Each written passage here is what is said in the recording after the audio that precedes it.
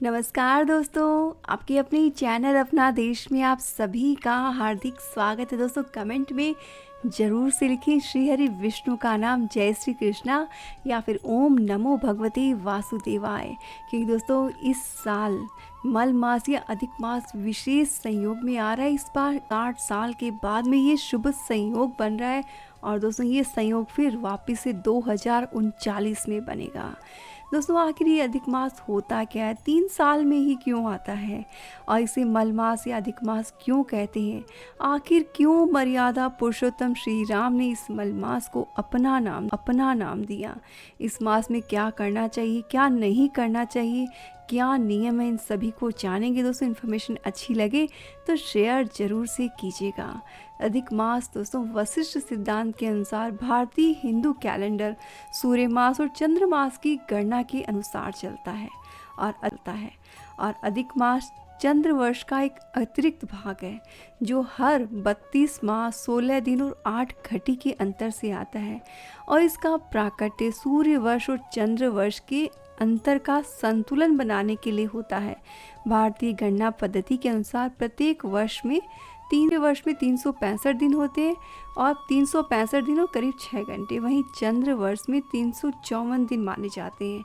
इस हिसाब से दोनों वर्षों के बीच में लगभग 11 दिन का अंतर आ जाता है और हर 3 वर्ष में लगभग 11 दिन ऐड होके लगभग 1 महीने के बराबर हो जाते हैं और इस अंतर को पाटने के लिए हर 3 साल में एक चंद्रमास अस्तित्व में आता है, जिसे कि अतिरिक्त होने के कारण अधिक मास का नाम दिया गया है। दोस्तों हिंदू धर्म में अधिक मास के दौरान सभी पवित्र कर्म वर्जित माने गए हैं। माना जाता है कि अतिरिक्त होने के मलिन होता है, इसलिए इस मास के दौरान हिंदू धर्म के विशिष्ट व्यक्तिगत संस्कार जैसे कि नामकरण हुआ, यज्ञोपवीत, विवाह, सामान्य धार्मिक संस्कार जैसे कि गृह प्रवेश हुआ, बहुमूल्य वस्तुओं की खरीदी हुई, घर खरीदना हुआ, नए वाहन खरीदना हुआ इत्यादि जो है आम तौर पर वर्जित माने गए हैं और मलिन मानने के कारण ही इस मास का नाम मल मास पड़ गया। दोस्तों अधिक मास के अधिपति स्वामी भगवान विष्णु माने जाते हैं। पुरुषोत्तम भगवान विष्णु का ही नाम है पुरुषोत्तम, इसीलिए अधिक मास को पुरुषोत्तम मास के नाम से भी पुकारा जाता है। इस विषय में एक बहुत ही रोचक कथा जो है पुराणों में आती है। कहा जाता है कि भारतीय मनुष्यों ने अपनी गणना पद्धति से हर चंद्र मास के लिए एक देवता निर्धारित किए। चूँकि अधिक मास सूर्य और चंद्रमास के बीच के संतुलन को बनाने के लिए प्रकट हुआ, इसलिए इस अतिरिक्त मास का भी देवता तैयार नहीं हुआ। ऐसे में ऋषि मुनियों ने भगवान विष्णु से आग्रह किया कि वे ही इस मास को जो है इसका भार ले ले। भगवान विष्णु ने इस आग्रह को स्वीकार कर लिया और इस तरह ये मल मास के साथ में पुरुषोत्तम मास के नाम से भी जाना जाने लगा। हिंदू धर्म के अनुसार प्रत्येक जीव पंच महाभूतों से मिलकर बना है। इन पंच महाभूतों में जल, अग्नि, आकाश, वायु और पृथ्वी सम्मिलित है।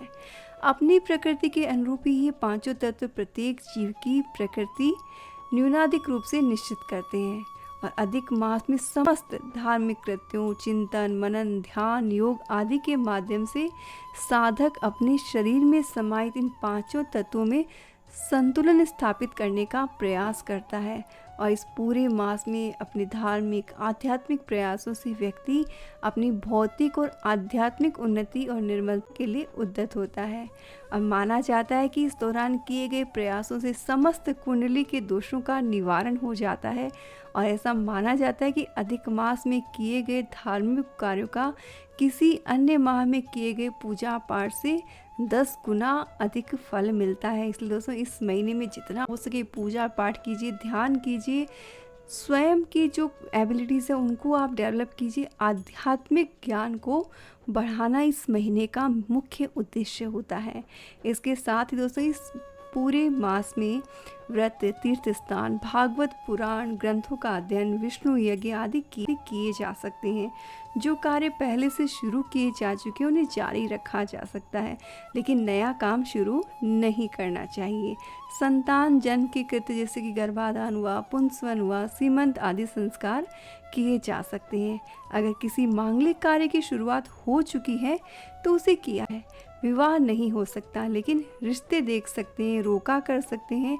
लेकिन मल मास यानी कि अधिक मास में कोई भी प्राण प्रतिष्ठा, स्थापना, विवाह, मुंडन, नववधु का गृह प्रवेश, यज्ञोपवीत, नामकरण संस्कार कर्म नहीं करने चाहिए।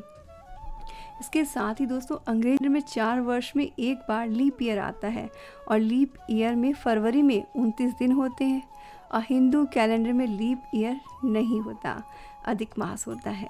और ये संयोग है 2020 में लीप ईयर और अश्विन मास जो है अधिक मास दोनों एक साथ आए हैं दोस्तों। अश्विन का अधिक मास 19 साल पहले 2001 में आया था, लेकिन लीप ईयर के साथ अश्विन में अधिक मास 160 साल पहले 2 सितंबर 1860 में आया था। तो दोस्तों इस साल 2020 में वैसे भी बहुत कुछ हुआ है दोस्तों। हम सभी यही चाहते कि साल 2020 जल्दी से समाप्त हो जाए और सारी जीवन की परेशानियां दूर हो जाए। लेकिन दोस्तों ये अधिक मास जो है वो शायद समस्याओं को सुलझाने में कहीं मददगार हो सकता है, क्योंकि बहुत ही शुभ समय में आया है दोस्तों। इसके साथ ही शुभ संयोग भी बन रहे हैं, तो हो सकता है श्री हरि विष्णु की कृपा से ये 2020 के जो भी संकट है वो हमारे जीवन से हट जाए।